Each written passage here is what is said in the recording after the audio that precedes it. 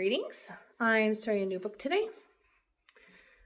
The worst, which was changed to the best Christmas pageant ever. And we're going to start with chapter 1. The Herdmans were absolutely the worst kids in the history of the world. They lied and stole and smoked cigars, even the girls, and talked dirty and hit little kids and cussed their teachers and took the Lord's name in vain and set fire to Fred Shoemaker's old broken down tool house. The tool house burnt right down to the ground, and I think that surprised the Herdmans. They set fires to things all the time, but it was the first time they actually managed to burn down a whole building. I guess it was an accident. I don't suppose they woke up that morning and said to one another, "Let's burn down Fred Shoemaker's tool house." But maybe they did. After all, it was a Saturday and there wasn't much going on. It was a terrific fire. 2 engines and 2 police cars and all the volunteer firemen and 5 dozen donuts set out by the Tasty Lunch Diner. The donuts were supposed to be for the firemen, but by the time they got the fire out, the donuts were all gone. The Herdmans got them. What they couldn't eat, they stuffed into their pockets and down the fronts of their shirts. You could actually see the donuts around Ollie Herdman's middle. I couldn't understand why the Herdmans were hanging around the scene of their crime. Everyone knew the whole thing was their fault, and you'd think they'd have the brains to get out of sight. One fireman even collared Claude Herdman and said, "Did you kids start this fire, smoking cigars in that tool house?" But Claude just said, "We weren't smoking cigars." And they weren't. They were playing with Leroy Herdman's young Einstein chemistry set, which he had stolen from the hardware store, and that is how they started the fire. Leroy said that he said so. "We mixed all the little powders together," he said, "and poured the lighter fluid around them and set fire to the lighter fluid. We wanted to see if the chemistry set was any good." Any other kid, even a mean kid, would have been a little worried if he stole $4.95 worth of something and then burned down a building with it. But Leroy was just mad because the chemistry set got burnt up along with everything else before he had a chance to actually make a bomb or two. The fire chief got us all together. There was 15 or 20 kids standing around watching the fire, and gave us a little talk about playing with matches and gasoline and dangerous things like that. "I didn't say that's what happened here," he told us. "I don't know what happened here, but that could have been it, and you can see the results. So let this be a good lesson to you boys and girls." Of course, it was a great lesson to the Herdmans.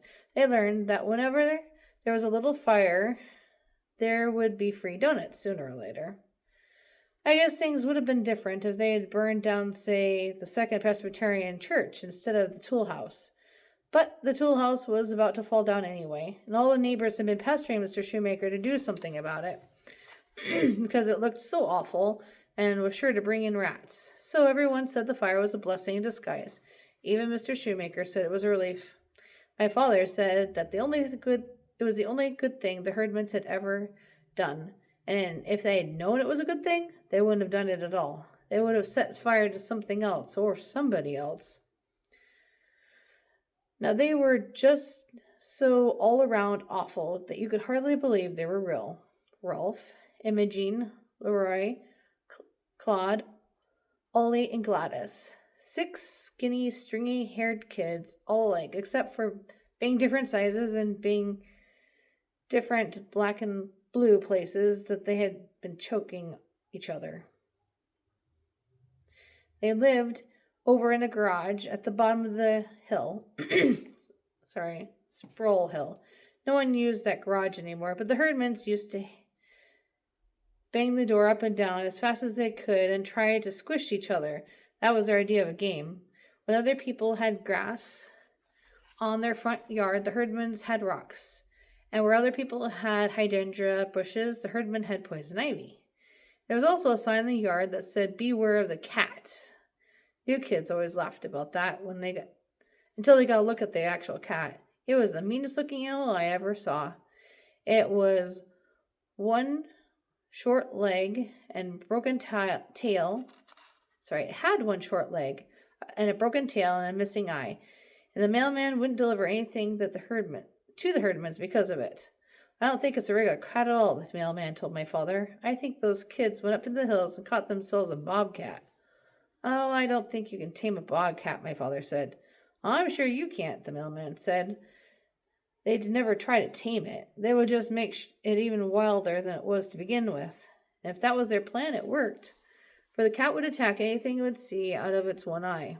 One day, Claude Herdman emptied the whole first grade classroom in 3 minutes, flat, when he took the cat to show and tell. He didn't feed it for 2 days, so was really mad, and then he brought it to the school in a box. When he opened the box, the cat shot out, straight up into the air, people said.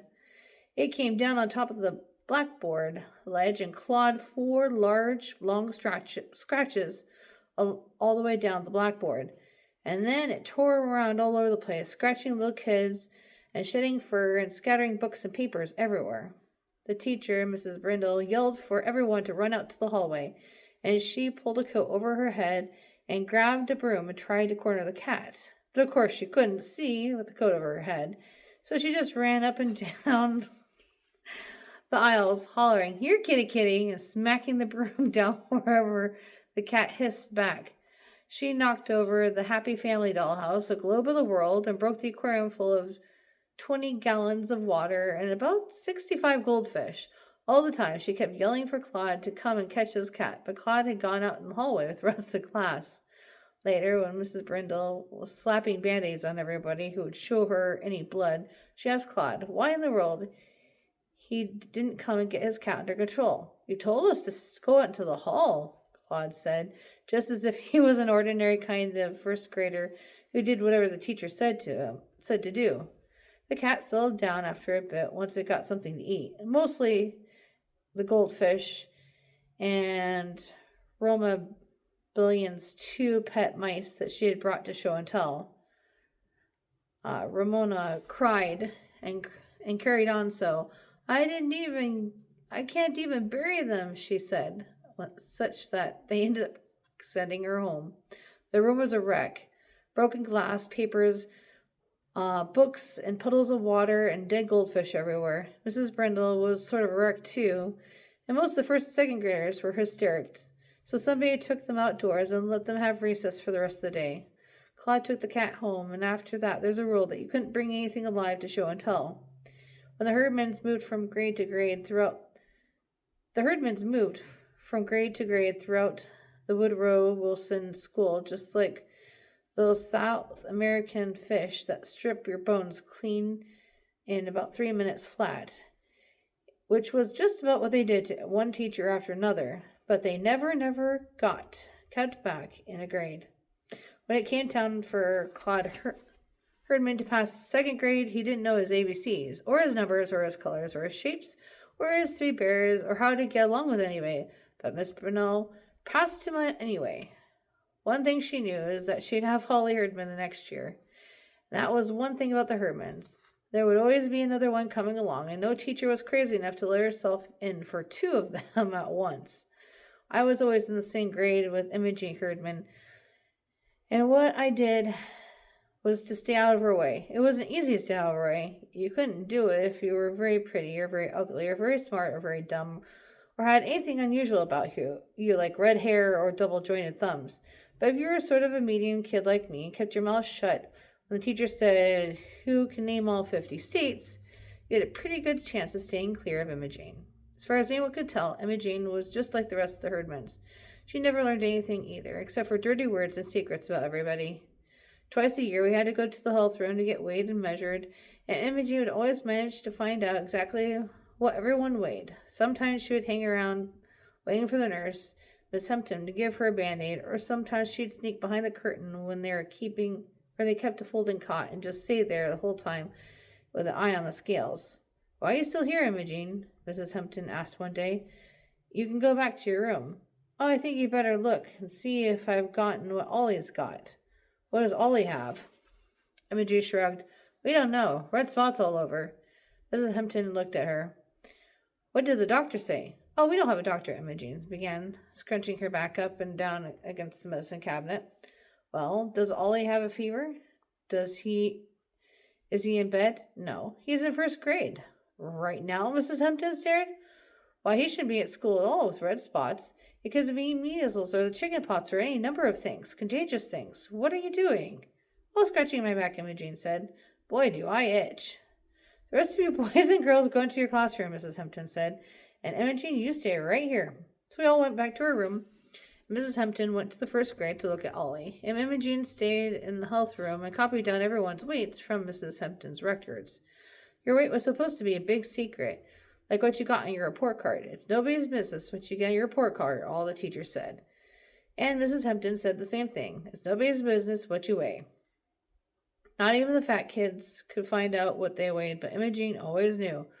Don't let Albert be fry on the swing, she'd yell at recess. He'll bust it. Albert weighs 143 pounds. Last time he weighed 137. And right away, everyone knew two things about Albert. We knew exactly how fat he was. We also knew that he was getting fatter all the time. You'll have to go to fat camp this summer, Imogene hollered at him. Miss Hampton wrote it down on your paper. Fat camp was a place that they fed you lettuce and grapefruit and cottage cheese and eggs for a month. You either gave up and cheat or give up and get skinny. I am not, Albert said. I am going to Disneyland with my Uncle Frank. That's what you think, Imogene told him. Albert had to believe her. She was always right about things like that. So all year he had fat camp to look forward to instead of Disneyland. Somehow Imogene would blackmail the fat kids if they had anything she wanted, like Wanda Pierce's charm bracelet.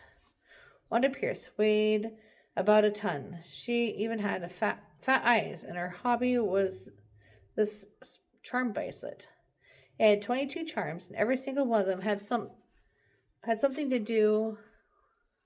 Little wheels that turned, or pretty bitty piano keys that went plunk, or little tiny drawers that opened and closed. Besides being fat, Wanda was also a rich kid, so every time you turned around, she had a new charm. Look at my new charm, she would say. It cost $6.95 without tax. It's a bird, and you can push this knob and its wings flutter. It cost $6.95. They were great charms, but everyone was sick of hearing about them. So it was almost a relief when Imogene blackmailed her out of it. I know how much you weigh, Wanda, Imogene told her. I wrote it down on this piece of paper. See? It must have been an awful amount, because even Wanda looked horrified. Then Imogene got her charm bracelet, and she got Lucille Golden's imitation alligator pocketbook with souvenir of Florida written on it. And for a while, she got 10 cents a week from Floyd Brush until Floyd caught double pneumonia and lost 15 pounds and didn't care anymore. My friend Alice Wendlekin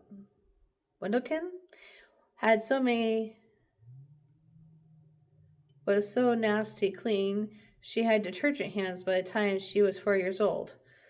Just the same, Alice picked up a case of head lice when she went to summer camp, and somehow Imogene found out about it. She would sneak up on Alice at recess and holler, "Cooties!"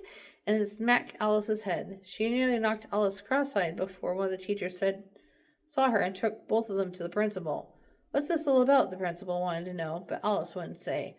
I had hit her, Imogene told him. She's got cooties. I saw one crawling in her hair, and I don't want them on me. You did not see one, Alice said. I don't have them anymore. What do you mean you don't have them anymore? The principal said. Did you have them lately? It really shook him up. He didn't want a school full of kids with cooties. So he sent Alice to the health room, and the nurse went all the way through her hair with a fine-tooth comb and a magnifying glass and finally said, it's all right. But it was too late. Everyone called Alice cooties for the whole rest of the year. If Imogene didn't know a secret about a person, she'd make one up. She would catch you in the girls' room or out in the hallway and whisper, I know what you did. And then you'd go crazy trying to figure out what it was you did that Imogene knew about.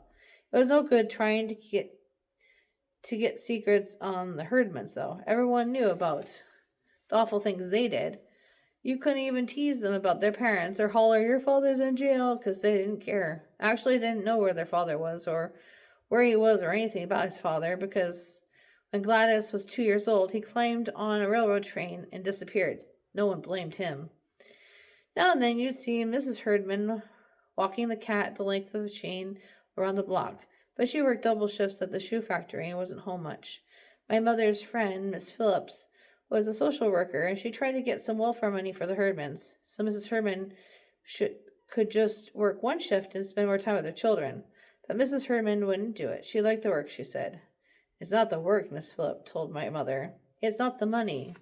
It's just that she'd rather be at the shoe factory than shut up in the house with that crowd of kids. And she sighed. I don't blame her. So the Herdmans pretty much looked out for themselves.